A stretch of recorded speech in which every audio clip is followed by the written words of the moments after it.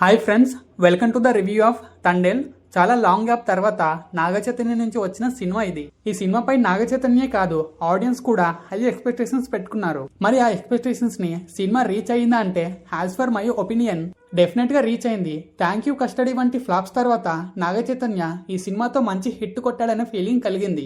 Cinema first half లో ఎక్కువగా నాగచైతన్య సాయి పల్లవి మధ్య లవ్ కెమిస్ట్రీనే ఎక్కువ చూపించారు. ఇక సెకండ్ హాఫ్ లో యాక్షన్ అండ్ ఎమోషన్ ని చూపించారు. కానీ ఇందులో మేజర్ గా ఆడియన్స్ ని ఇంప్రెస్ చేసేది మాత్రం చైతు సాయి పల్లవి మధ్య వచ్చే లవ్ సీన్స్.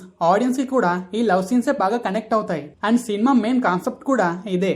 ఇక హీరో పాకిస్తాన్ లో బందీగా ఉన్నప్పుడు జరిగే సీన్స్ కూడా బాగా హైలైట్ గా అనిపిస్తాయి. ఈ సీన్ లో వచ్చే dialogues and action scenes audience కి గూస్ బంప్స్ తెప్పిస్తాయి. ఇక శివరాత్రి ఫెస్టివల్ లో జరిగే సీన్స్ కూడా సినిమాలో మరో హైలైట్స్ అనే చెప్పాలి. ఈ నమో నమో సాంగ్ లో చైతు సాయి పల్లవి డాన్స్ పర్ఫార్మెన్స్ అదిరిపోయింది. ఇక మ్యూజిక్ పరంగా చూసుకుంటే లవ్, యాక్షన్, ఎమోషన్ ఏ సీన్ అయినా డిఎస్పీ ది బెస్ట్ మ్యూజిక్ అందించాడు. సినిమాకు డిఎస్పీ మ్యూజిక్ కూడా మేజర్ హైలైట్ గా నిలిచింది. ఇక సాంగ్స్ కూడా ఆడియన్స్ ని చాలా బాగా ఇంప్రెస్ చేశాయి. ఇక యాక్టింగ్ పరంగా చైతు సాయి పల్లవి మధ్య పర్ఫార్మెన్స్ ముందు వేరే ఏ సైడ్ క్యారెక్టర్ కూడా హైలైట్ అవ్వలేదు. ఇక చైతు తన కెరీర్ లోనే ఇది బెస్ట్ పర్ఫార్మెన్స్. మంచి వెయిట్ ఉన్న క్యారెక్టర్ ప్లే చేసి తన కెరీర్ లోనే బెస్ట్ సెటిల్డ్ పర్ఫార్మెన్స్ ఇచ్చాడు. ఇక సాయి పల్లవి తన క్యారెక్టర్ కు వెయిట్ ఉంటే తప్ప ఓకే చెప్పదు. అది స్టార్ హీరో సినిమా అయినా, స్టార్ డైరెక్టర్ సినిమా అయినా సరే.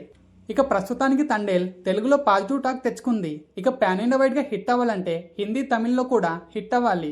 మరి అక్కడ ఎలాంటి రిజల్ట్ ని అందుకుంటుందో చూద్దాం. So friends, this is the review of Thandel movie. మీకు వీడియో నచ్చితే ప్లీజ్ డెఫినెట్ గా లైక్ చేసి ఛానల్ ని సబ్స్క్రైబ్ చేయండి.